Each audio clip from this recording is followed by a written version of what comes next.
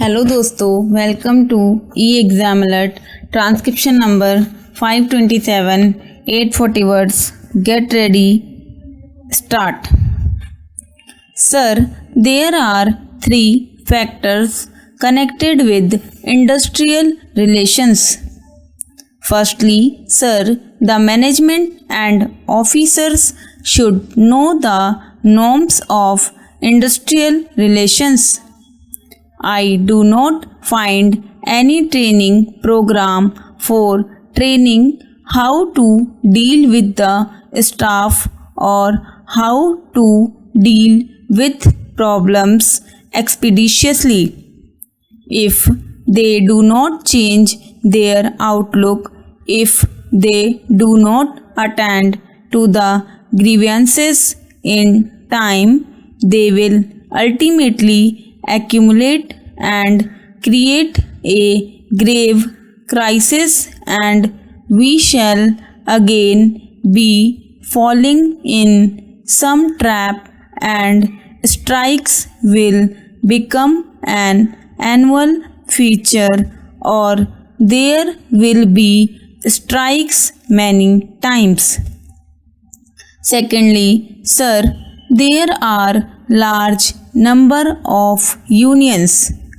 Last time a meeting was called of all the unions. There are craft-wise unions, station masters union, ticket collectors union, and so many others, and there is much scope for politicians and others to multiply unions because the occupations are 700 to 800.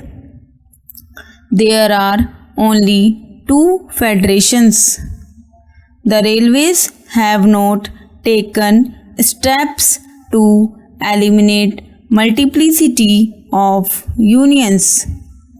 Unless this is done, there can be no concrete results.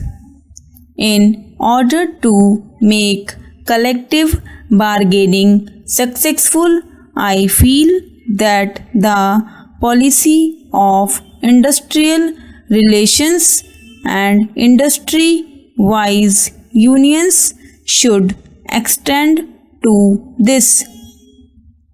The scheduled castes and scheduled tribes want their separate union, and the tribal people also want their separate union in the railways. I feel, sir, that they must be completely banned. There should be large industrial unions which can deliver the goods and which alone can create an atmosphere of good relations between the railways and their employees. Sir, the third thing I would like to suggest is that they must find out the bottlenecks. But there is no attempt. There is no wage policy. Today, the people belonging to scheduled castes and scheduled tribes are employed as contingent or casual labor in many places, and they are paid the wages which the collector in each district fixes. This contingent labor, consisting of 2 or 3 lakh people at different places, is paid 50% less than what regular employees are paid, or what the All India pay scale is. They have been working for years and are getting different wages in different districts depending upon the minimum wage or the collector fixing the pay scales and wages in that state. Discrimination is very great. I would like the minister to look into the matter. The contingent labor should be paid at par with other railway employees. Sir, another point which is very important is about the promises given by the railways at the time of strike. A large number of people, when the interests of the nation were in danger, staked their lives. They were on duty. Many were assaulted. At the time, a promise was given that their children or their dependents will get priority in employment. But instead of that, after the strike was over, many of them are assaulted. I would like to know from the Honorable Minister what happened to the promises given by him to the employees who were on duty, who staked their lives. How many people and how many of their dependents have been given jobs in the last 1 year? If the promises given to them at a crucial time are not fulfilled, the government will lose its credibility and the workers will not be able to do their duty properly and faithfully.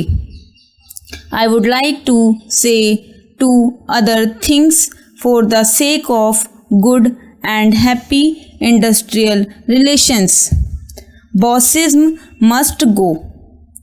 In all the modern countries, industrial relations have become successful because the officers treat their employees on equal basis and uniformity. They help them to solve their problems.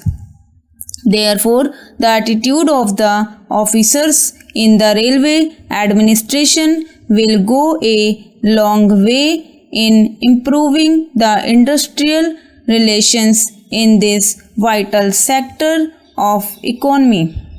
I would also ask, why should the government or the railway administration feel shy in applying the Industrial Disputes Act to its employees? No reference has been made to it.